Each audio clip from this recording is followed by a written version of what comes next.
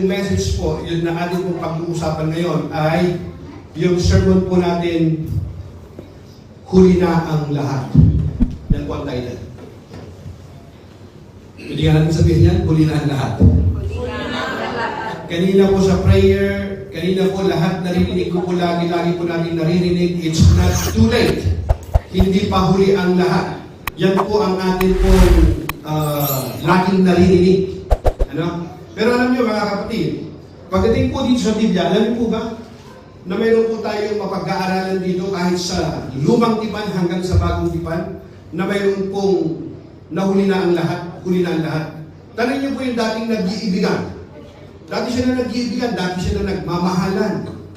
Pero pagdating ng panahon, hindi na sila nagmamahalan. Di ba mayroon maaring yung lalaki, yung babae ang nagmamakaawa. Sasabihin ng isa, wala na, it's too late, huli na ang lahat. Di ba mayroon mga nakikita talaga natin na nagmamakaawa siya. Napanood ko nga minsan na talagang nagmamakaawa siya, lumuluhod pa, umiiyak pa, talagang please, parang awa mo na. Bigyan mo na lang ako ng huling-huling talaga na, pinakahuli na talaga, last na pagkakataon na lang. Pero sabi ng isa, wala eh. Huli na ang lahat, tapos na. Ganon din po yun yung mga yung sa airport, pagka ikaw ay pumunta ka ng airport para ikaw babiyahe ka, hindi ka hihintayin ng piloto. Pag once na nag-take off na yung aeroplano, kahit patakbo ka doon sa sandali lang, hinto ka, kahit magsisigaw ka doon, wala ka ng mga gawa. Kasi, huli na ang lahat.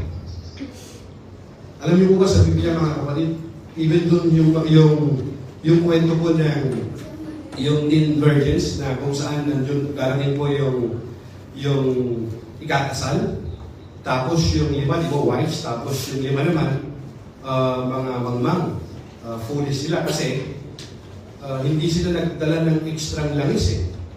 Kaya yung kanila pong ilawan ay aandap-andap hanggang sa namatay. Ngayon humihingi sila, wala silang mainit. At ngayon ang ginawa nila, katok sila ng katok, hindi na sila pinagbuksan. So sa buhay kong ito mga kapatid, sa buhay ko natin ito, aminin ba natin o hindi, mayroon po yung huli na ang lahat. It's too late. Ayun eh. Nagtahimik kayo. Huli na ang lahat. Napaganda kasi yung marinig natin lagi. Hindi pa huli ang lahat. It's not too late. There's so many chances. The door is widely open. Marami pang pagkakataon. So, relax ka lang muna, take it easy, kasi it's not too late.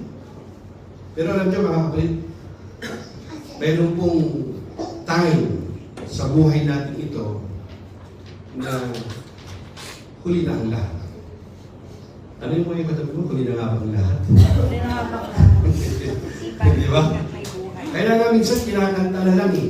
Di ba yung mga awitin na lang, muling ibalik ang tamis. Di ba? Muling ibalik na lang daw. Kasi may English na lang. Kasi huli na ang lahat. Sabi po ng Biblia, mga kapatid, ganito po ang sinasabi ng Biblia. Hebrews chapter 12, verse 16 to 17. Make sure that no one is immoral or godless. Notice the word godless, like Esau, who treated his birthright as the firstborn son for a single meal. You know that afterward, when he was wanted his father's blessing, he was rejected. It was too late for repentance, even though he begged with bitter tears. Let us pray. Kabento. Father, we thank you. We thank you that your word is our life and spirit. Father God, as I'm going to preach your word today, give me honest conviction, clear speech. Anoint me to preach so that I may preach your word with power and boldness to bring glory and honor to your name alone in Jesus' name. Amen. Amen. Pakapagod natin ang Panginoon. Mga kapatid, naririnig naman ako at saka hindi ko na kailangan mag-mic. Alam niyo mga kapatid, yung verse na ito, kung titingnan natin, ay para bang napakasimple lang naman eh. Hindi naman big deal eh. Kasi nyo ba naman yung pinagpalit niya yung kanyang pagkapanganay? Pero alam niyo po ba ang naging consequence itong kasalanan niyang ito, mga kapatid? Yung consequence niya po nangyari po ito sa kanya, yung pagpapala kasi, yung anointing ng Diyos sa kanyang ama, hindi niya inonor eh. Binaliwala niya. Ang ibig sabihin lamang nito mga kapatid, si Esau dito, siya ay mapaglapastangan sa salita ng Diyos. Kaya binanggit niya dito sa kanya, make sure, think about that, ito yung kwento in the Old Testament, nabanggit dito sa New Testament, inuulit ito eh. Kaya sabi, make sure that no one is immoral or godless like Esau, who traded his birthright as the firstborn son for a single meal. Kasi dahil gutom lamang siya, yung kanyang firstborn, yung right niya kasi, nabilang pangapangalan, yung pagpapala. Ano, pagpapala, hindi lamang yung financial blessing na kanya pong mamanahin sa kanyang tatay na si Isaac, kundi yung anointing ng Diyos sa kanya. Binaliwala niya yun eh. Pinagpalit niya, sabi niya, paano ko yung pagkapanganay? Kung ito naman, I'm starving to death, matay ako sa gutom. Diba? Kaya sabi niya, you know that afterward, when he wanted his father's blessing, he was rejected. Kita niyo mga kapatid? He was rejected. And sabi niya, it was too late for repentance. Everybody, it was too late. It's written there, my brothers and sisters. It was too late for repentance. Sabi niya, even though he begged with bitter tears, umiiyak siya, lumuluha siyang lumalapit sa kanyang ama. Nagmamakawa ito na ipadaw sa kanya ang pagpapala. Pero sabi ng Biblia, it was too late for repentance. Kasi Tagalog, ganito magkakasabi ha?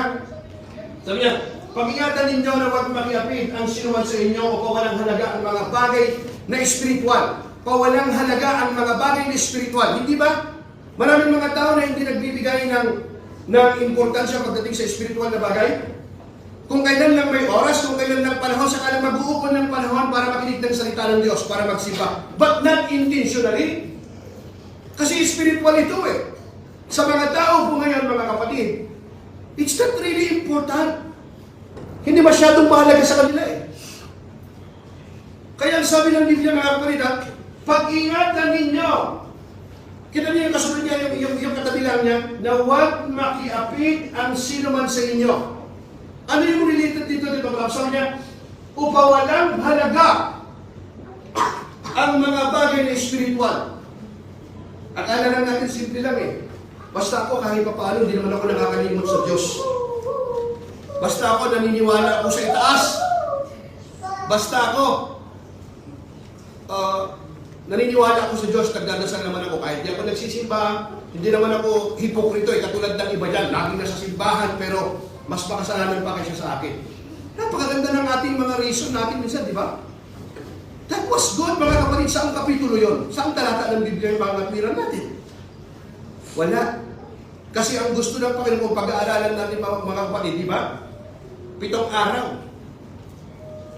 Sa loob ng 1 linggo, nagpahinga ang Diyos sa loob ng 1 araw. Tanong, pagod ba ang Diyos? Ba't siya nagpahinga? Dahil napagod siya? Hindi. Hindi na mapagod ang Diyos. Pero bakit siya nagpahinga? Alam niyo kung bakit, mga kapatid? He set an example. Na para yung mga taong mga kapatid, mag-ukol sila ng panahon para sa Diyos. Kasi pagdating po ng panahon, makakailangan ka rin ng Diyos sa iyong buhay. Kahit nga yung taong naniniwala sa Diyos eh. Pag nasabihin siya ng kamatayan, biglang naniniwala. Are you with me? Amen. Huwag pawalang halaga ang mga bagay na espiritual. Kung i-examine natin yung ating sarili, nagbibigay ba tayo ng importansya sa mga bagay na espiritual? Di ba yung mga tao ngayon, hindi naman talaga nagpukol ng panahon? Maraming busy ngayon eh. Alam yung katabi mo, busy ka ba? Sobrang busy ako eh. Dahil pa yung mga businessman, puro mga dami mga businessman, businesswoman eh. Busy ako eh. Kulang na lang may opisina sa bahay din eh.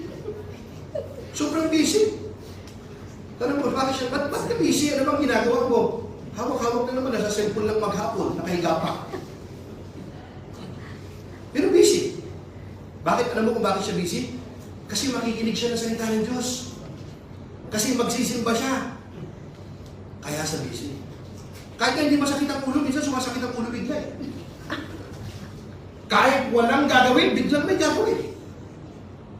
Kahit walang labahan, magkakaroon ng labahan. Bakit? Iniimbita papunta ng church. Mga bagay na papuntang spiritual. Are you with me? Amen.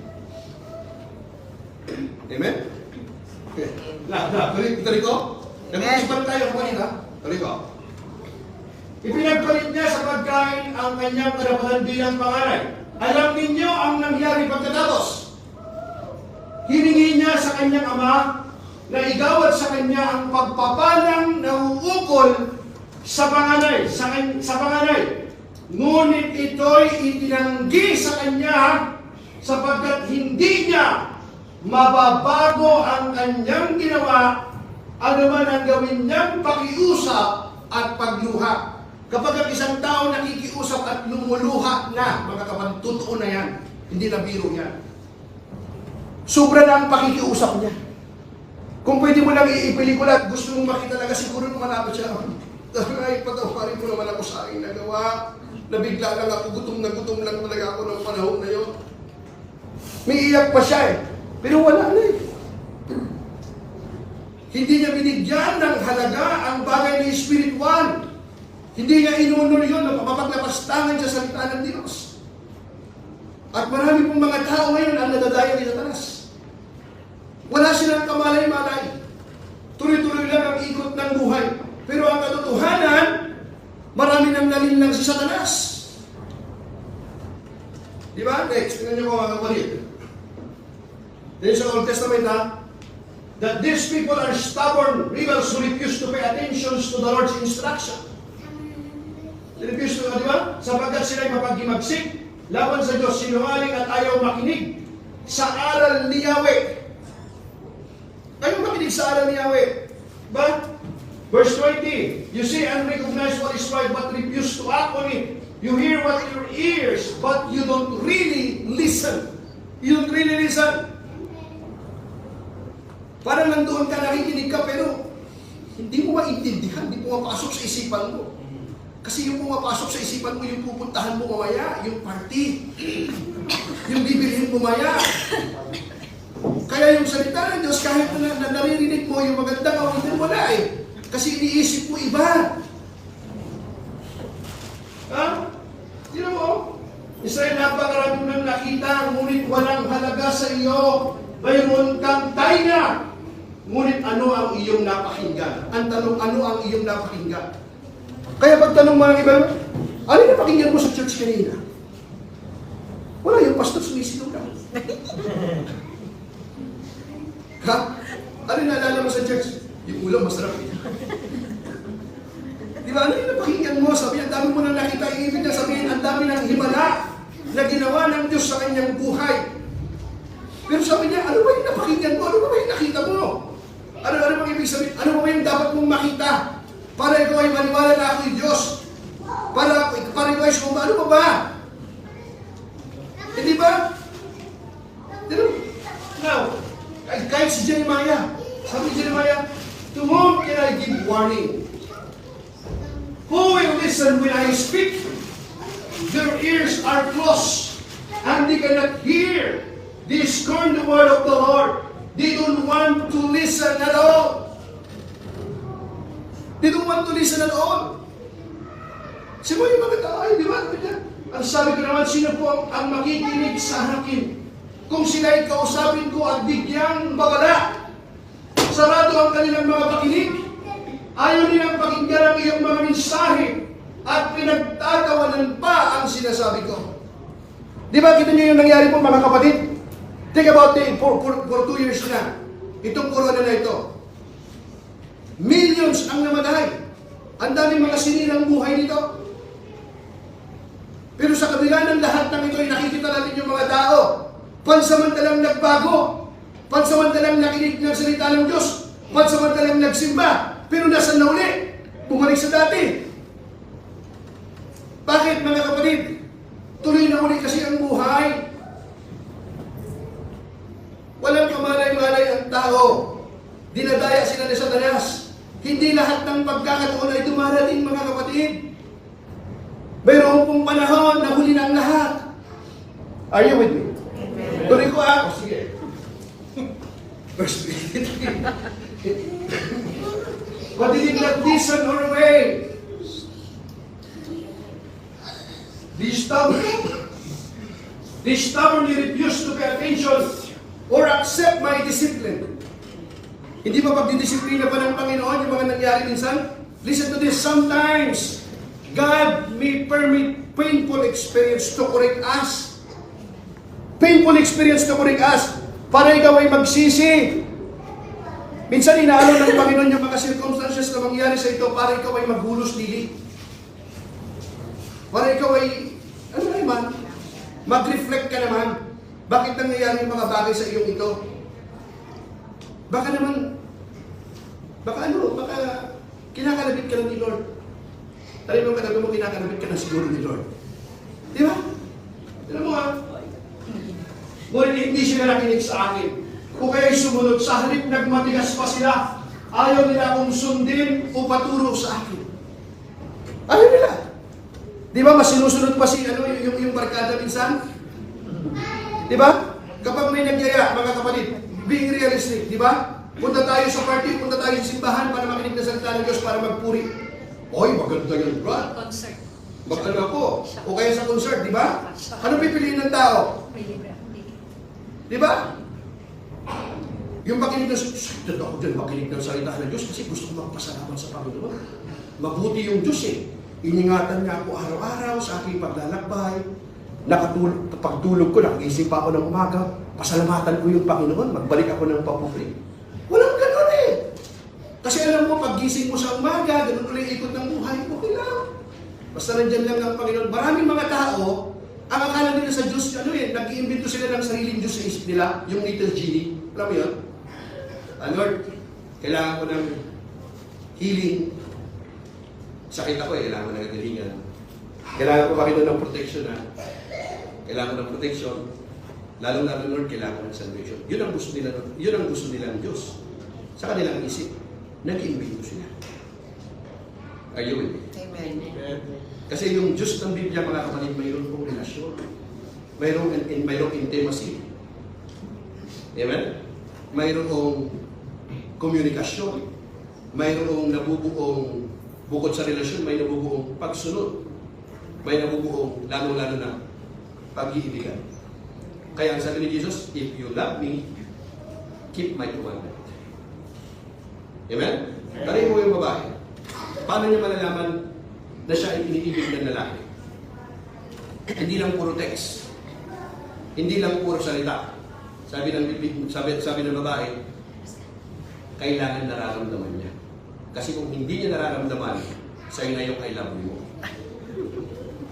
And all the women says, Amen. Amen. Amen? Are you with me? Kumaya na yung mga lalaki. Okay, bawi tayo. Now, again and again, the Lord has sent you His servants, the prophets, but you have not listened or even paid attention. Again and again. Kaya pagdating ng panahon, wala na masisisi yung tao. Wala na siyang maidadahilan. Again and again. Paulit-ulit na naman, di ba? Sabi niya, hindi ninyo pinansin o pinakinggan ang mga propitang sinugay niya. Paulit-ulit na pinapadalhan sila ng Panginoon ng kanyang sugo dahil mahal sila ng Diyos. Ayaw ng Panginoon na sila'y mapahamak. Again and again. Pero alin? Ayaw mo nilang pakinggan. Maganda yung ano niya yun. Galing na share niya kanina, no? Nice, very nice. Pero wala. Balik din siya sa dati. Nice lang, good. Parang nunod ka lang ng pelikula, ganda ng pelikula. Ayos. Pero wala. Anong pulutan natin ng maya pare? Ayos. Ngayon tayo na. Ganun din. Are you with me? Amen. Isaiah, kapag kayo'y nanalangin sa akin. Diba mo sabi ng Panginoon ha? Kasi kapag, di ba tayo? Di ba sabi ni Jeremiah, call out to me, and I will answer you, and I will show you great mighty things which you do not know. Yan ang gusto-gusto ng tao. Pero sabi ng Panginoon din, tinan nyo ha, kapag kayo'y nanalangin sa akin, hindi ko kayo papansinin. Kahit na kayo'y manalangin ng manalangin, hindi ko kayo papakinggan sapagkat marami na ang inyong pinaslang. Linisin ninyo ang inyong sarili at magbalik loob sa akin, sa aking harapan. Kasama ninyo inyong tigilan. Kita yung sabi ng Panginoon, kahit kayo manalangin ng maraming beses, think about that, hindi ka na pakikinggan ng Panginoon. Kahit anong panalangin ng tao, nagtataka siya, bakit parang ang layo-layo ng Diyos sa kanya? Bakit parang hindi siya marinig ng Panginoon? Wala siyang kamalay-malay. Na yung kanyang, sabi ng Biblia, Isaiah 59, di ba? Ang inyong sala ang nagiging dahilan. Kaya hindi kayo marinig ng Diyos ang daing ninyo. At siya rin dahilan ang paglalayo ninyo. Hindi dahil bingi ang Diyos. Hindi dahil hindi siya ay mahina. Hindi. Di ba nakita niyo mga kapatid? Ang gusto ng Panginoon, di ba? Magsisi kayo, sabi niya, magbalik loob sa aking harapan, kasama ninyo inyong tigilan. Pag-aralan ninyong gumawa ng makatuwiran, pailalin ang kadarungan, tulungan ang naapi, ipagtanggol ninyo ang mga ulila, at tulungan ang mga biyuda. Hali kayo, sabi ng Panginoon, at tayo'y magpaliwanagan. Kaya di ba yung invitation ng Panginoon? Invitation mo, hali kayo, at tayo'y magpaliwanagan. Come, let us reason together. At sabi ni Yahweh, gaano man kapula ang inyong mga kasalanan, kayo'y aking pabubutiin tulad ng yelo o bulat. Kung susundin ninyo ang aking sinasabi, tatamasahin ninyo ang ani ng inyong lupain. Come, let us reason together. Sabi ng Panginoon, ibig niya sabihin dito, gaano man kapula ang inyong mga kasalanan, kahit gaano ang kasalanan mo sa Panginoon, tinatawag ka pa rin ng Panginoon. Kasi alam ng Panginoon kung ano ang iyong patutunguhan. Amen. Alam ng Panginoon na doon sa apoy ng impyerno at hindi siya natutuwa doon. Kaya paulit-ulit kanyang tinatawag. Pero pagdating ng panahon na paglapastangan ka, paulit-ulit kang tinawag. Hindi mo pinansin ang kanyang magtawag. Sabi niya, manalangin ka lang manalangin, hindi ko na kayo papansinin. Hindi ko sabi yan mga kapatid, pinabasa ko lang. Huwag ninyong aapihin ang mga byuda, ang mga ulila, ang mga dayuhan o ang may hirap. Huwag kayong magbabalak ng masama laban sa inyong kapwa. Ngunit hindi nila ito pinakinggan. Matigas ang kanilang ulo at sila'y nagbibingi-bingihan. Kita niyo mga kapatid? Kahabag-habag ang kalagayan ng tao na hindi naman bingi. Ngunit hindi nakakarinig. Hindi ba mga kapatid? Nakakita ka na parang nagbibingi-bingihan. Nakaganyan sa'yo. Patingin.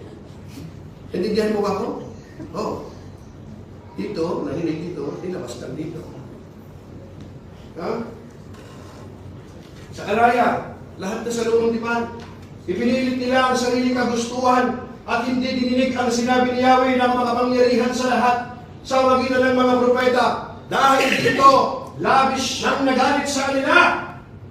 Diba? Nang magsalita ako sa kanila, hindi nila ako pinakinggan, kaya ganoon din ang ginawa ko nang sila naman ang magsalita sa akin. Kita niyo mga kapatid? Ikaw din makikiusap ka rin sa Panginoon pagdating ng panahon. Maraming mga instrumento na ginamit ang Panginoon sa iyo para ikaw makalinig ng Ebanghelyo. Pero hindi mo pinansin yung mga taong yon na mga instrumento na ginamit ng Panginoon. Pagdating din ng panahon, sabi niya, ito mangangailangan ka rin.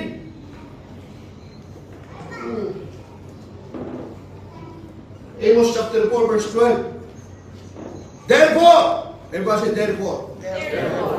Kapag therefore na pinag-usapan kasi, conclusion na ito eh. Sabi niya, therefore, I will bring upon you all the disaster I have announced. Prepare to meet your God in judgment.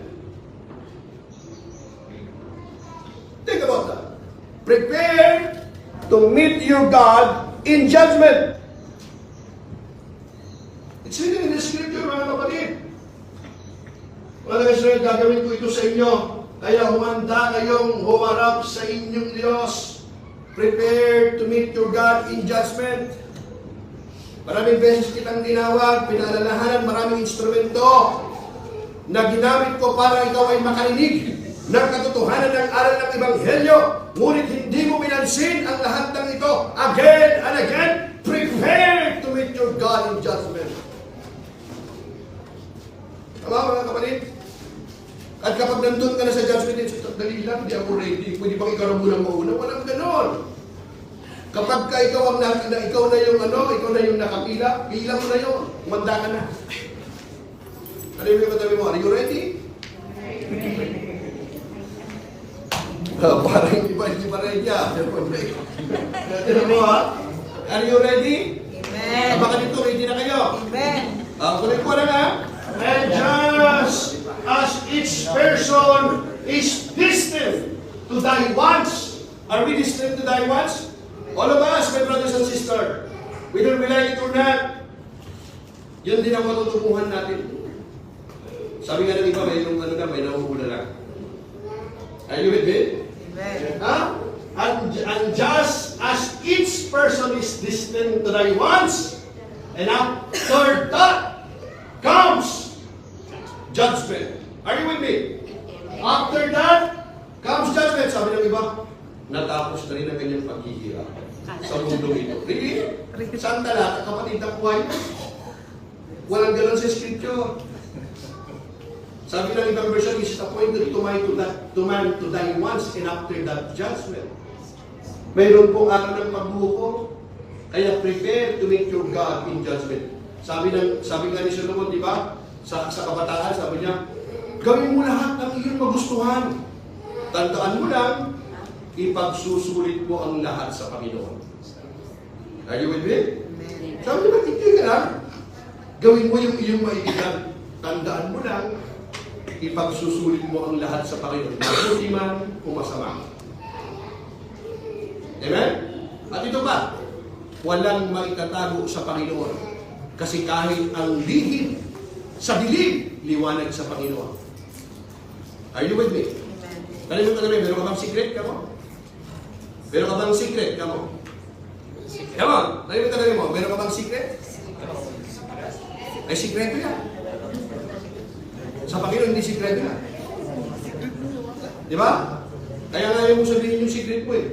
Best friend tayo, kailangan sabihin sa akin secret. Really? Hindi lahat, hindi kompleto yun. Itinagda sa mga tao na minsan lamang mamamatay at pagkatapos ay ang paghukom. Kita mo yung lapid na niya, walang nakasulat. Nakatalikod kasi.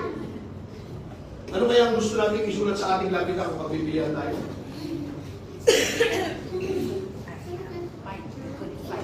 Ha? Kasi meron tayong legacy na may iwan dito sa mundong ito. Ang pinag-iingatan ng mga tao, ang pinag-uukulan ng panahon ng mga tao sa mundong ito, yung mga bagay na mga physical lang. Yung mga bagay na spiritual, di pinaghahandaan yan. Di masyadong mahalaga eh.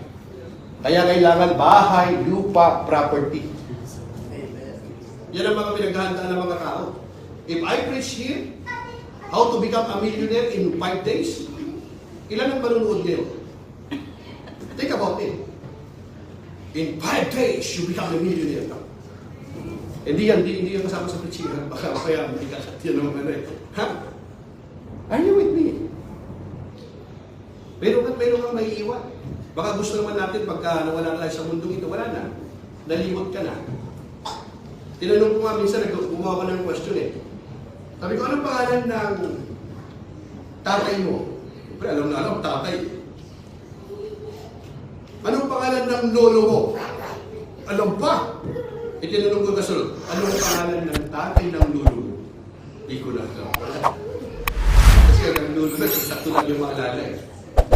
Pero kung yung lolo mo, mayroon siyang legacy, mayroon siyang impact, yung world, yung mundong ito, nung siya nabubuhay, kahit kapukuhan, maalala mo ba eh. Pero ka bang gustong maalala sa atin? Baka yung maalala lang sa'yo, yung bahay mo, tsaka yung lupa mo. Yung bahay mo, mabilis maubos yun. Ha? Akala kasi natin, ililibing tayo doon kung saan tayo nagpatalaman ng bahay. Hindi ka ililibing doon.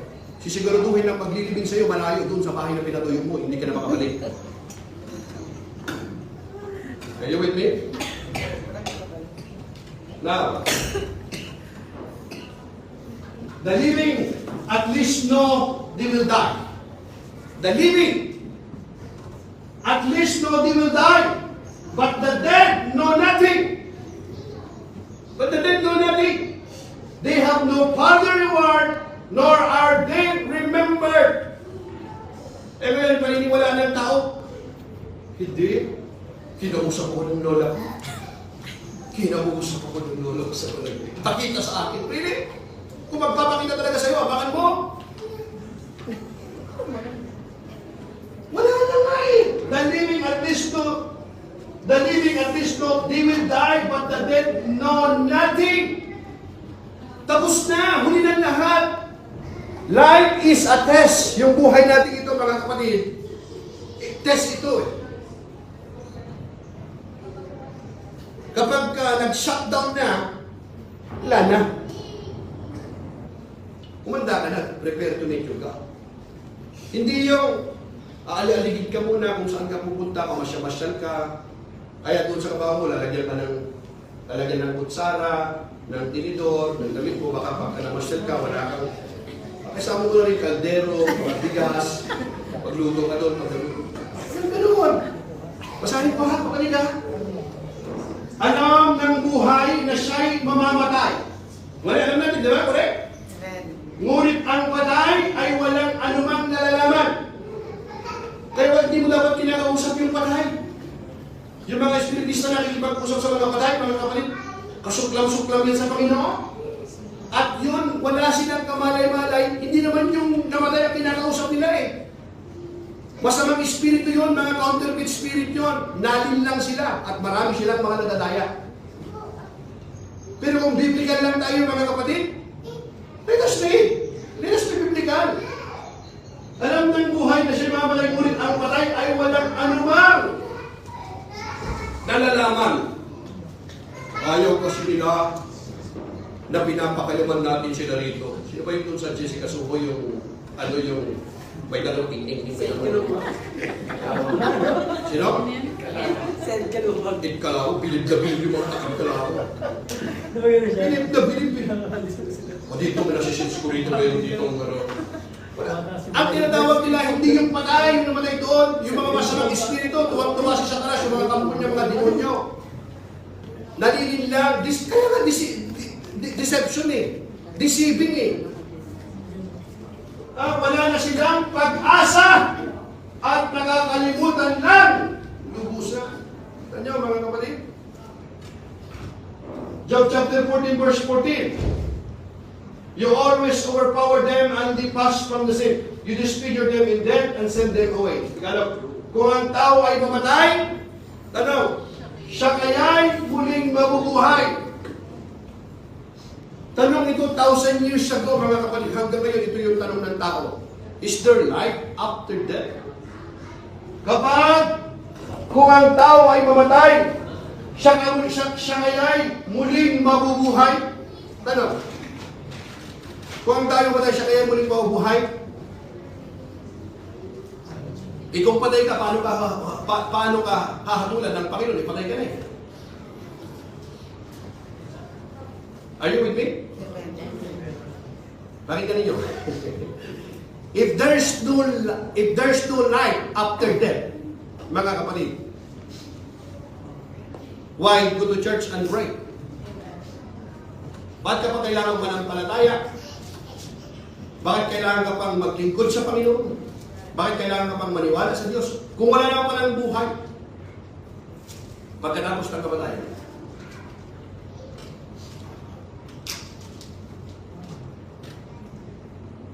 Wala na buluhan, di ba? Alam mo katanong, naniniwala ka na mayroong buhay pagkatapos ng kamatayan? Are you with me? Naniniwala ka ba? Kung naniniwala ka, ano yung paghahanda na ginagawa mo? Kung mayroong walang buhay pagkatapos ng kamatayan. Pero dalawa ang patutunguhan natin. Dalawa lang. Wala sa purgatorio. Walang gano'n. Kapag ikaw ay namatay ka, ipagdadasal ka para yung kaluluwa mo mapunta sa langit. Sa buong Biblia, may walang gano'n. Pag may nabasa kayo, mga kapatid, huwag na kayo maniwala sa akin kahit kailan. Walang purgatorio. Invento lang yun ng mga Kastila na itinuro sa mga Pilipino na pandaraya. Di ba? Kaya ganit sila kayo si Rizal eh. Kasi pinasa niyo si Rizal ng Biblia, wala silang makita eh. Ha? Nga. Pagkatapos nito eh, basahin natin, ano kaya ang sagot ng Biblia? Kung mayroong buhay ba pagkatapos ng kamatayan? Kaya, pagkatapos nito ay nakita ko ang isang malaking tronong puti. The great white throne. Okay? Nakita ko ang isang malaking tronong puti at ang nakaupo doon. Naglaho ang lupa't langit sa kanyang harapan at hindi na nakita pang muli. Nakita kong nakatayo sa harap ng trono ang mga namatay. Are you with me? Amen. Yung mga namatay, pagka namatay ka, alam naman patay ka, nakatayo kang gano'n. Di ba nakahiga ka? Eh pagka nakatayo ka na, binuhay ka na. Kasi harap ka eh, sa Panginoon eh. Are you with me? Amen? Ayan. Nakita niya, nakita kong nakatayo sa harap ng trono ang mga namatay. Maging dakila at hamak at binuksan ang mga aklat. Hindi lang aklat, ang mga aklat. Okay, binuksan ang mga aklat. Binuksan ang isa pang aklat. Ang aklat ng buhay. Ito yung aklat ng buhay. Yung isa kasi, yung aklat na yung aklat ng iyong mga ginawa, may listahan. Naka-record. Naka-record yung ginawa mo last week. Yung sumisigaw-sigaw ka, naka-record yun.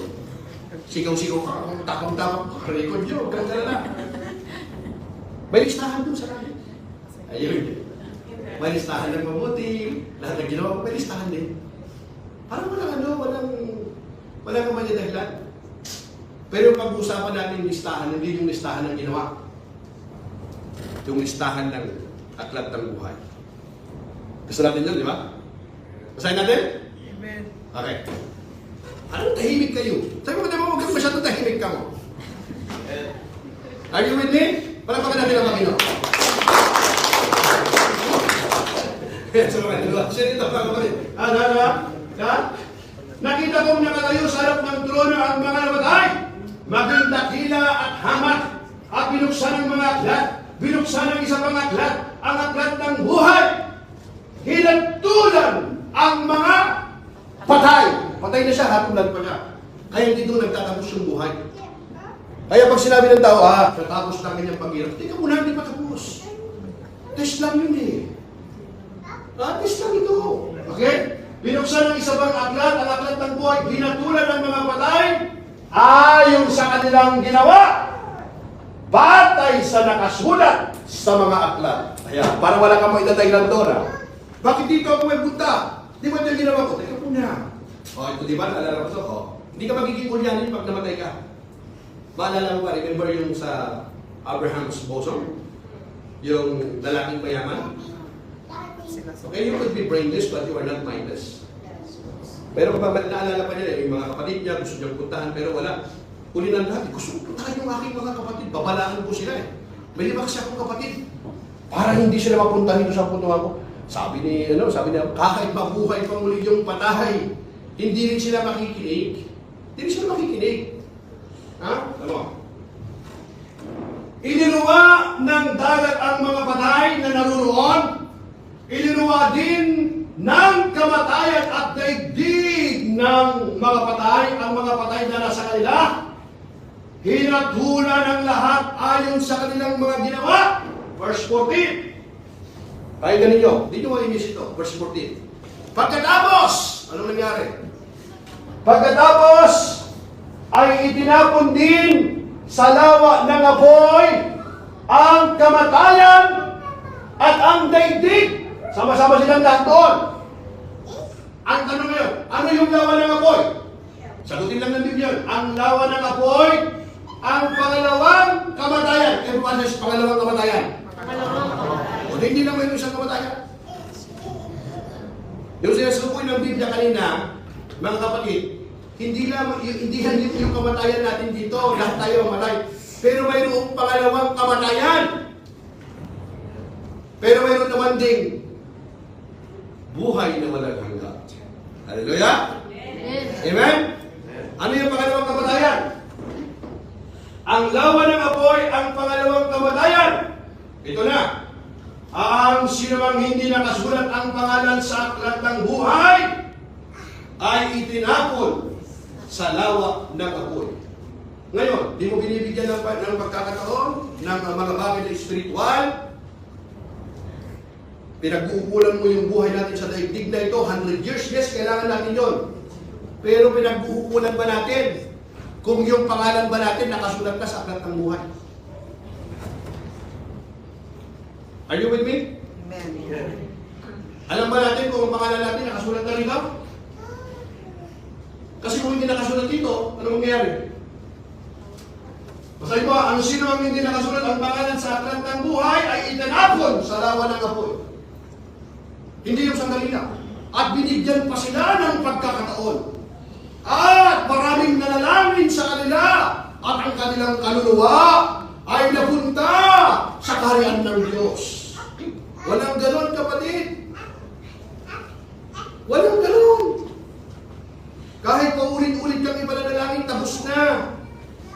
Bawat isa sa atin magsusulit sa Panginoon. Are you with me? Now, dali ko ha. Sabi ng Panginoon, I don't want you to die, says the sovereign Lord. Turn back and live. Yun pa rin ang magtawag ng Panginoon. Di ba? Sabi niya, hindi ko gustong mamatay ang sinuman. Kaya magpakabuti na kayo upang mabuhay. Hindi siya natutuwa ng tao ay mamatay. Hindi siya natutuwa ang Diyos ng tao ay mapunta doon sa lawa ng apoy. Pangalawang kapatid, hindi siya natutuwa. Kaya naman marami siyang instrumento na ginagamit eh. Para ikaw ay tawagin, para ikaw ay magbalik loob, para ikaw ay magsisig. Pero kung ikaw ay paulit-ulit na tinatawag ng Panginoon, ayaw mong pakinggan ang pagtawag ng Diyos, katulad ni Isaw na mapaglapastangan sa salita ng Diyos, lumalapit siyang umiiyak, lumuluha. Pero it was too late for repentance. Ang pagsisisi, mga kapatid, it's not up to you. It's up to God. Hindi lahat ng pagsisisi tinatanggap ng Panginoon. Are you with me? Pero yung pagsisisi, huli ang lahat. Kaya nga lagi natin naririnig, di ba? Laging nasa huli ang pagsisisi. Amen? Are you with me? Kapag ka mayroon ng di ba dating nagmamahalan, nagsasama, pero pag hindi na maganda ang pagsasama nila, napuno na yung isa, napuno na yung babae, yung mga damit niya ay naka-alsa baluta na, kahit sino makiusap, yung tatay, yung nanay, wala. Suko na ako! Wala na, sukdulan na! Wala na. Tapos na. Finish. Ebase, kalas. Arabik din. Basta Arabik din sa atin. Kalas! Sabihin pa sa iyo, Makubayda, Mapi! Wala na. Wala na. Amen? Amen. Tuloy ko? Parang kami, tama na, pastor, tama na. Di ba, tama na. Wala pa tayo sa langit eh. Sa ano pa lang tayo eh. Punta tayo ng langit. Pasahin tuloy natin. Tuloy ko. Are you with me, mga kapatid? Amen? Tanong mo yung katabi mo, tutuloy ba ni pastor ka mo? Tuloy ka ba? Okay? Okay, tuloy ko ha? Okay. Nakahayag mula sa langit ang puot ng Diyos laban sa lahat ng kalapastangan at kasamaan ng mga tao dahil sa kanilang kasamaan ay hinahadlangan ng katotohanan. Sapagkat ang maaaring malaman tungkol sa Diyos ay maliwanag. Dahil iyon ay ipinapahayag sa kanila ng Diyos. Mula pa nang likhain ng Diyos ang sanlibutan, ang kanyang likas na hindi nakikita, ang kanyang kapangyarihan walang hanggan, at ang kanyang pagka-Diyos ay maliwanag na inihahayag ng kanyang mga ginawa, kaya't wala na silang maitatahilan pa. Sabi ng glass. That's why they don't have no excuse at all. Wala na silang excuse. Amen?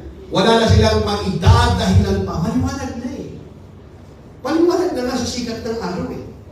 Pinakita na lahat ng Panginoon. Ginawa na lahat ng Panginoon. Binigay niya ang kanyang bugtong na anak, namatay sa krus ng Kalbaryo. Tinatawag ka na ng Panginoon, nakabuka ang kamay ng Panginoon. Nandiyan na lahat. Maliwanag na. Kaya ang sabi niya, di ba? Kaya sabi niya, mula pa nang likhain ng Diyos ang sanlibutan, ang kanyang likas na hindi nakikita, ang kanyang kapangyarihang walang hanggan at ang kanyang pagka-Diyos ay maliwanag na inihahayag ng kanyang mga ginawa, kaya't wala na silang maitadahilan pa. Tuloy natin. Kahit nakilala nila ang Diyos, sila'y hindi nila pinarangalan. Kahit hindi sila pinarangalan. At hindi lang, sabi niya, bilang Diyos. Kahit nakilala nila ang Diyos, hindi nila pinarangalan bilang Diyos na ni pinasalamatan man.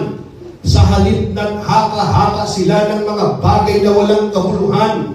Kaya't nagdilim ang hangal nilang pag-iisip. Sila'y nagmamarunong, ngunit lumitaw na sila'y mga hangal. Tinalikuran nila ang kalawatian ng Diyos na walang kamatayan. At ang sinamba nila'y mga larawan ng mga taong may kamatayan, ng mga ibon ng mga hayop na lumalakad, at ng mga hayop na gumagapang. Kaya hinayaan na sila ng Diyos sa kanilang maruruming pagnanasa hanggang sa hindi na nila mapigil ang paggawa ng kahalayan sa isa't isa. Tinalikuran nila ang katotohanan tungkol sa Diyos at pinalitan ng kasinungalingan. Sinamba nila at pinaglingkuran ang mga nilikha sa halip na ang lumikha. Kita niyo mga kapatid? Sinamba nila ang mga nilikha na sa halip ang lumikha. Di ba? Nananalangin ka, kahit kasi kanina nananalangin yung tao. Yung nilikha ng Diyos. Dapat yung manilikha, dapat yung creator. Hindi yung created being. Sinamba nila at pinaglingkuran ang mga nilikha sa halip na ang lumikha na siyang dapat papurihan magpakailanman. Amen. Dahil dito, hinayaan sila ng Diyos sa mahalay na pagnanasa. Ayaw nang makipagtalik ng babae sa lalaki, ayaw sa likas na kaparaanan, at sa halip sa kapwa babae sila nakikipag-ugnayan. Ganoon din ang mga lalaki, ayaw nilang makipagtalik sa mga babae, ayon sa likas na kaparaanan, at sa kanilang kapwa lalaki sila nahuhumaling. Ginagawa nila ang mga kasuklam-suklam na bagay, kaya't sila'y paparusahan ng nararapat sa kanilang masasamang gawa. Dahil ayaw nilang kilalanin ng Diyos. Pakinggan ninyo. Hinayaan sila ng Diyos. Are you with me? Sinabi ba niya yun? Hinayaan sila ng Diyos. Saan? Sa masasamang pag-iisip at sa mga gawaing kasuklam-suklam.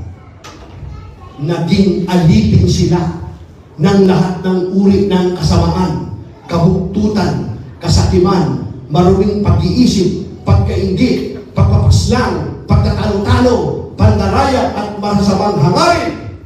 Sila'y naging mahilig sa chismis.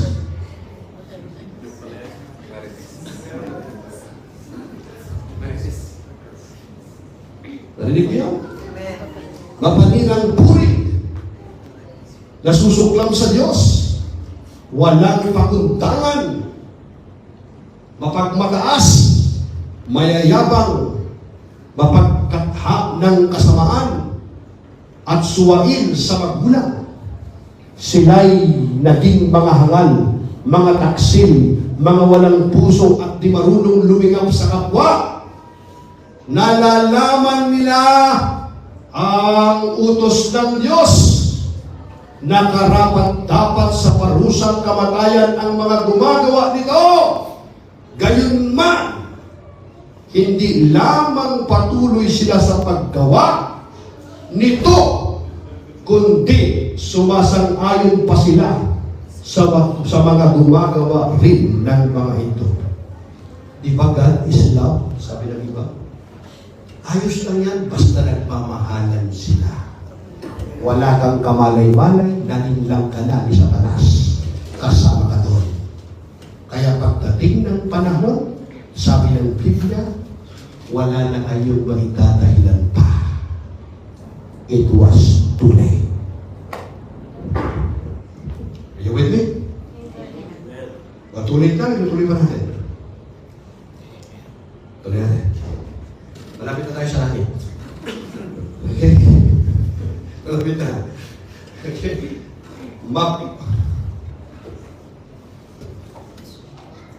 Sapagkat paano pang magsisisi at manunumbalik ang mga tumalikod na sa kanilang pananampalataya.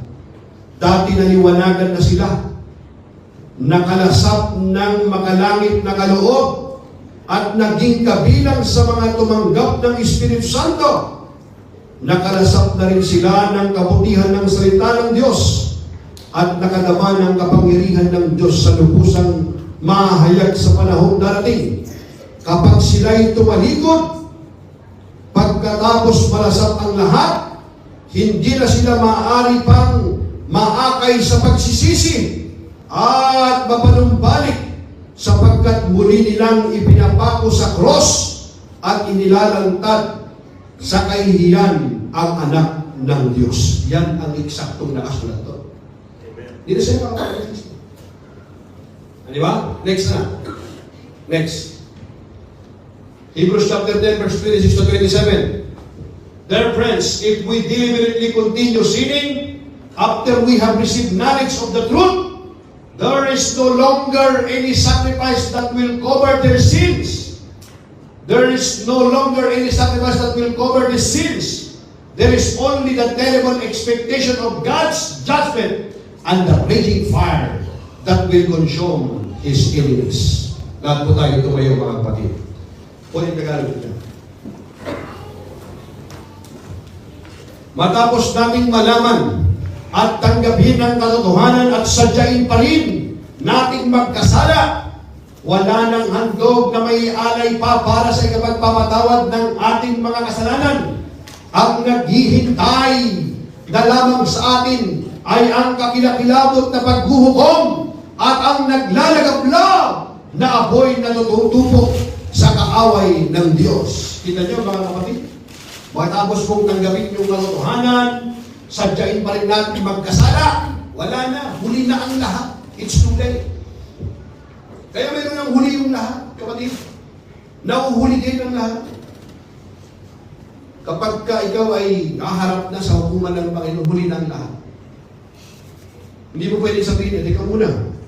Pastor yung aking kapatid ko mayroon akong missionaryong uncle. Missionaryo. Bishop pa yun. Malapit ako doon. Sama ako. Nang gano'n, kapatid.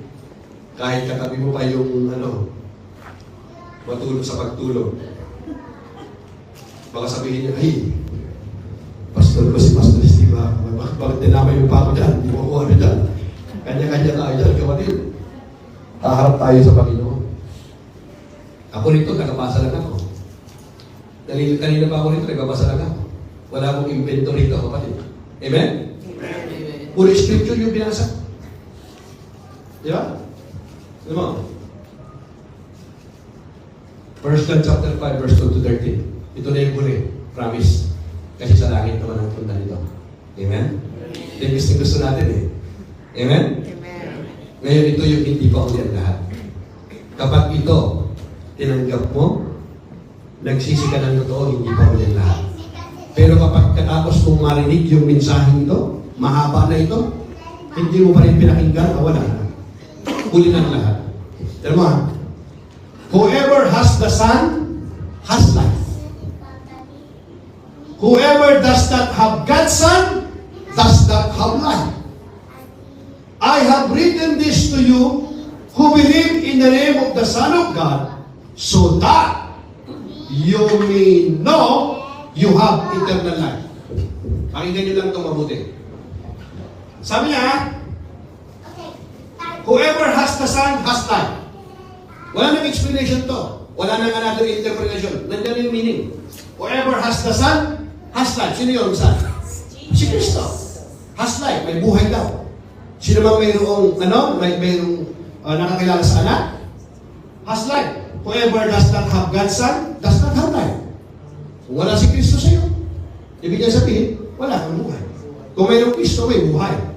I have written this to you. Isinusulat ko ito sa inyo. To you who believe in the name of the Son of God. Sa inyong naniniwala sa anak ng Diyos. Isinusulat ko ito.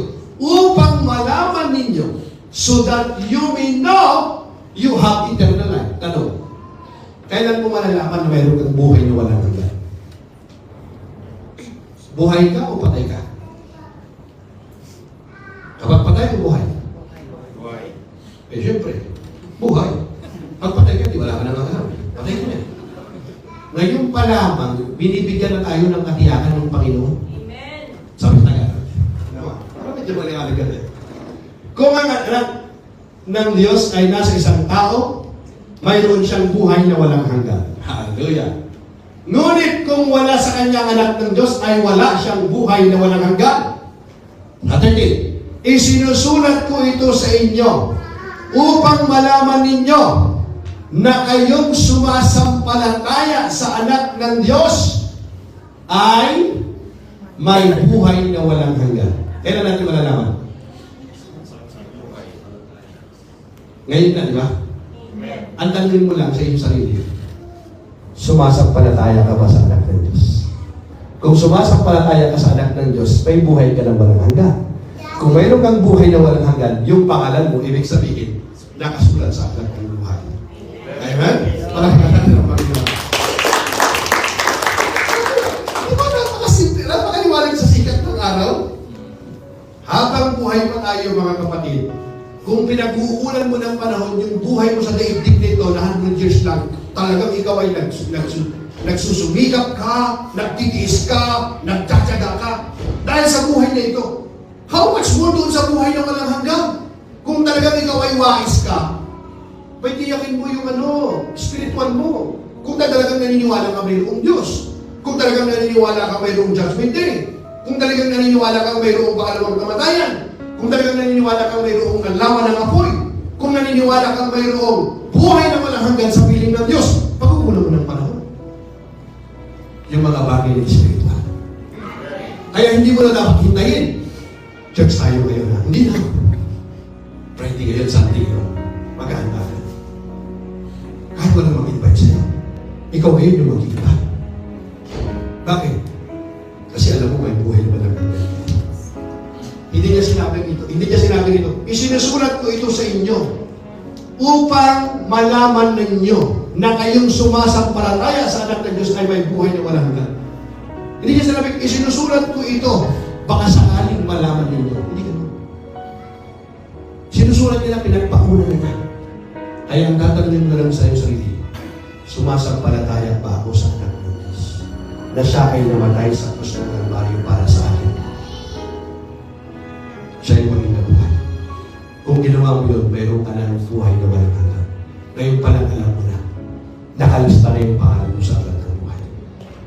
Amen? Amen. Sigurado ka na ba? Are you with me? So are you prepared to meet your God?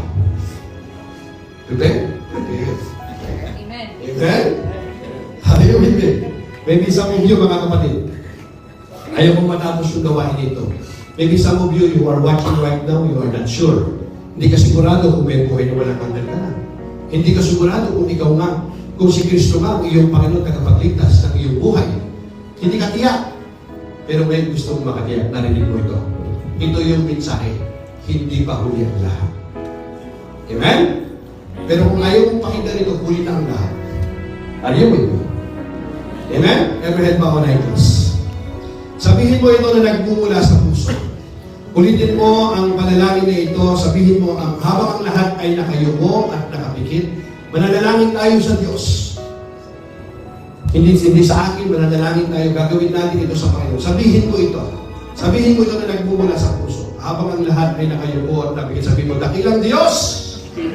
Sabi mo na malakas, dakilang Diyos! Ama naming nasa langit, sa oras na ito, Panginoon, humihingi ako ng tawad. Pinagsisisihan ko ang lahat ng aking kasalanan. Panginoong Yesus, hinigilala ko ang iyong ginawa sa cross ng Kalbaryo. Ikaw ay namatay at muling nabuhay sa oras na ito, Panginoon. Binubuksan ko ang aking puso.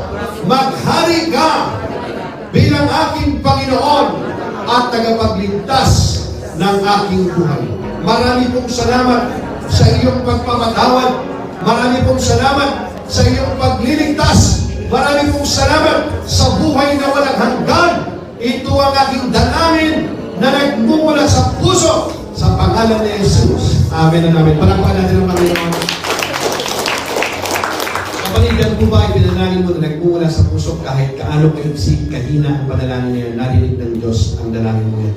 At yan ang pinakamagandang desisyon na ginawa mo sa iyong buhay. Upang ikaw ay lumago sa iyong pananampalataya, magbasa ka ng Biblia. Kung ikaw ay bago, umpisa mo sa aklat ng John. Make sure, mga kapatid, go to church at ipamalita mo ang kabutihan, ang pagliligtas na ginawa ng Diyos sa iyong buhay. Amen? Amen. And you slide to the Would you raise your hand to receive the blessings of the Lord? Now to the King of Kings and Lord of Lords, mighty God, everlasting Father and Prince of Peace, because you put God first place in your life and you continue to live a life worthy of the calling and obedient to His word. Now I bless you in the name of the Father and of the Son and the Holy Spirit. Amen. Dito ka lang kami praise. Amen. Hallelujah. Once again, mga kapatid, thank you for coming. Thank you for tuning in. We love you and God bless you. It's your Friday.